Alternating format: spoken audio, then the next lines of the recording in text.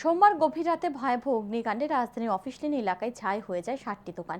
মঙ্গলবার ক্ষতিগ্রস্ত দোকানগুলি সরজমিনে পরিদর্শন করলেন আগরতলা পুর নিগমের মেয়র দীপক মজুমদার। সাথে ছিলেন কর্পোরেটর জাহ্নবী দাস দত্ত, বরদলি বিধানসভা কেন্দ্রের মণ্ডল সভাপতি শ্যামল কুমার দে সহ অন্যান্যরা।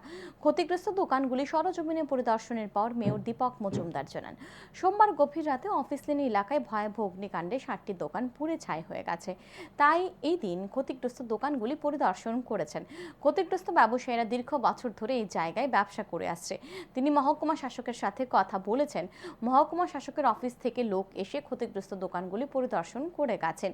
আগামী 2 থেকে 3 দিনের মধ্যে ক্ষতিগ্রস্ত ব্যবসায়ীদের সরকারিভাবে যতটা সম্ভব সাহায্য করা যায় তা করা হবে।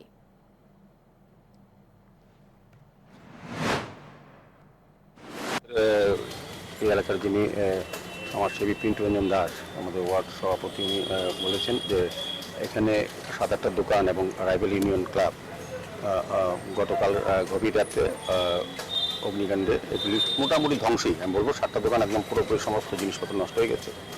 তো আজকে খবর শোনার পর আমি একটা প্রোগ্রাম ছিলাম, তো আমার মনে হলো এটা পরিদর্শন করি এবং তাদেরকে সাহায্য করা কোনো সরকারিভাবে যায় কি না এবারে খোঁজ খবর নেই।